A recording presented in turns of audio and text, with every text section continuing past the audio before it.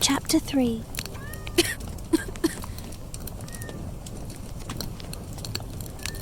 Not all that Mrs. Bennet, however, with the assistance of her 5 daughters, could ask on the subject, was sufficient to draw from her husband any satisfactory description of Mr. Bingley. They attacked him in various ways, with bare-faced questions, ingenious suppositions, and distant surmises, but he eluded the skill of them all, and they were at last obliged to accept the second-hand intelligence of their neighbour, Lady Lucas. Her report was highly favourable. Sir William had been delighted with him. He was quite young, wonderfully handsome, extremely agreeable, and, to crown the whole, he meant to be at the next assembly with a large party. Nothing could be more delightful. To be fond of dancing was a certain step towards falling in love, and very lively hopes of Mr. Bingley's heart were entertained. "If I can but see one of my daughters happily settled at Netherfield," said Mrs. Bennet to her husband, "and all the others equally well married, I shall have nothing to wish for." In a few days, Mr. Bingley returned Mr. Bennet's visit, and sat about 10 minutes with him in his library. He had entertained hopes of being admitted to a sight of the young ladies, of whose beauty he had heard much, but he saw only the father. The ladies were somewhat more fortunate, for they had the advantage of ascertaining from an upper window that he wore a blue coat and rode a black horse. An invitation to dinner was soon afterwards dispatched, and already had Mrs. Bennet planned the courses that were to do credit to her housekeeping, when an answer arrived which deferred it all. Mr. Bingley was obliged to be in town the following day, and consequently unable to accept the honour of their invitation, etc. Mrs. Bennet was quite disconcerted. She could not imagine what business he could have in town so soon after his arrival in Hertfordshire, and she began to fear that he might always be flying about from one place to another, and never settled at Netherfield as he ought to be. Lady Lucas quieted her fears a little by starting the idea of his being gone to London, only to get a large party for the ball, and a report soon followed that Mr. Bingley was to bring 12 ladies and 7 gentlemen with him to the assembly. The girls grieved over such a number of ladies, but were comforted the day before the ball by hearing that, instead of 12, he had brought only 6 with him from London, his 5 sisters and a cousin. And when the party entered the assembly room, it consisted of only 5 altogether: Mr. Bingley, his 2 sisters, the husband of the eldest, and another young man. Mr. Bingley was good-looking and gentlemanlike. He had a pleasant countenance and easy, unaffected manners. His sisters were fine women, with an air of decided fashion. His brother-in-law, Mr. Hurst, merely looked the gentleman, but his friend Mr. Darcy soon drew the attention of the room by his fine, tall person, handsome features, noble mien, and the report which was in general circulation within 5 minutes after his entrance, of his having 10,000 a year. The gentleman pronounced him to be a fine figure of a man.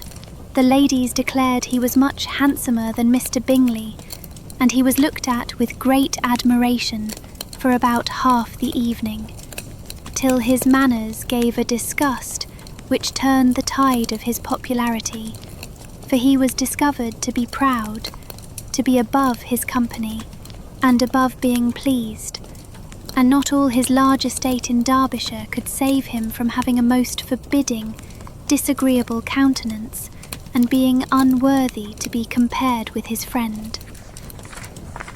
Mr. Bingley had soon made himself acquainted with all the principal people in the room. He was lively and unreserved, danced every dance, was angry that the ball closed so early, and talked of giving one himself at Netherfield. Such amiable qualities must speak for themselves. What a contrast between him and his friend! Mr. Darcy danced only once with Mrs. Hurst and once with Miss Bingley, declined being introduced to any other lady and spent the rest of the evening in walking about the room, speaking occasionally to one of his own party. His character was decided. He was the proudest, most disagreeable man in the world, and everybody hoped that he would never come there again. Amongst the most violent against him was Mrs. Bennet, whose dislike of his general behaviour was sharpened into particular resentment by his having slighted one of her daughters. Elizabeth Bennet had been obliged by the scarcity of gentlemen to sit down for 2 dances, and during part of that time Mr. Darcy had been standing near enough for her to overhear a conversation between him and Mr. Bingley, who came from the dance for a few minutes to press his friend to join it. "Come, Darcy," said he, "I must have you dance. I hate to see you standing about by yourself in this stupid manner. You had much better dance." "I certainly shall not. You know how I detest it, unless I am particularly acquainted with my partner. At such an assembly as this, it would be insupportable. Your sisters are engaged, and there is not another woman in the room whom it would not be a punishment to me to stand up with." "I would not be so fastidious as you are," cried Bingley. "For a kingdom!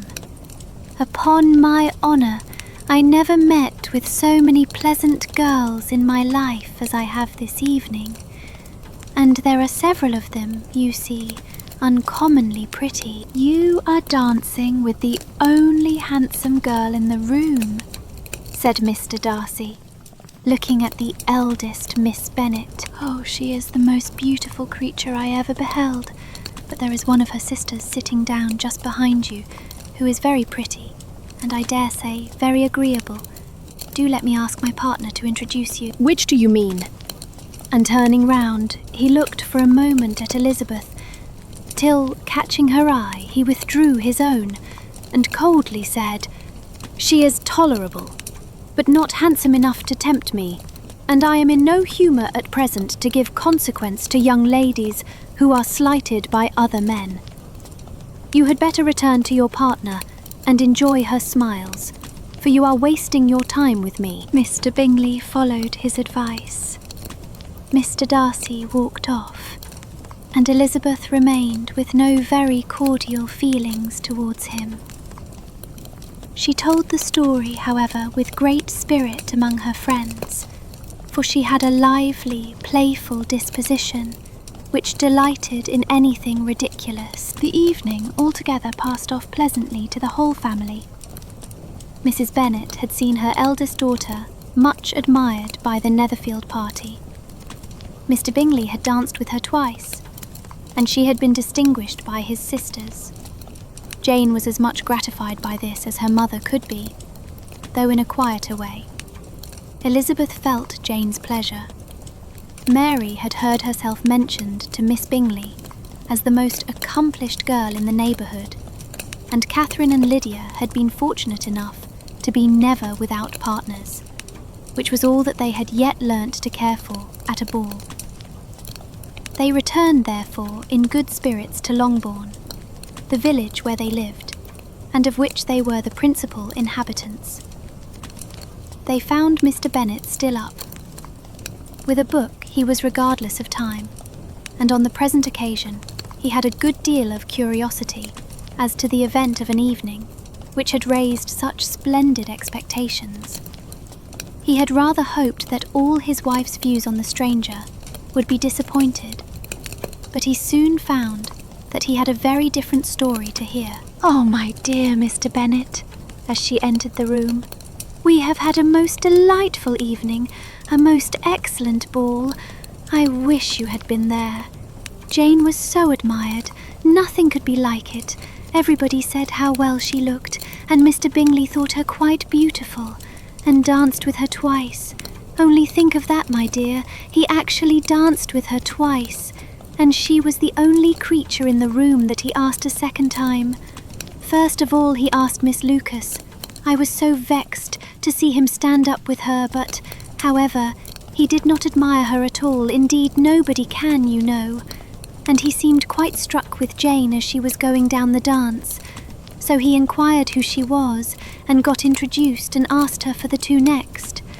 Then, the 2/3 he danced with Miss King, and the 2/4 with Maria Lucas, and the 2/5 with Jane again, and the 2/6 with Lizzie, and the boulanger. If he had had any compassion for me, cried her husband impatiently, he would not have danced half so much. For God's sake, say no more of his partners. Oh, that he had sprained his ankle in the first dance. Oh, my dear, continued Mrs. Bennet, I am quite delighted with him. He is so excessively handsome, and his sisters are charming women. I never in my life saw anything more elegant than their dresses. I dare say the lace upon Mrs. Hurst's gown. Here she was interrupted again. Mr. Bennet protested against any description of finery. She was therefore obliged to seek another branch of the subject, and related, with much bitterness of spirit and some exaggeration, the shocking rudeness of Mr. Darcy.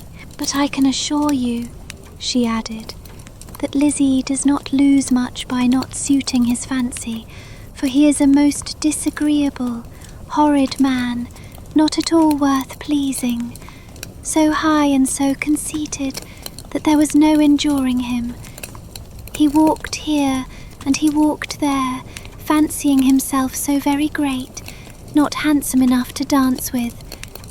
I wish you had been there, my dear, to have given him one of your set-downs.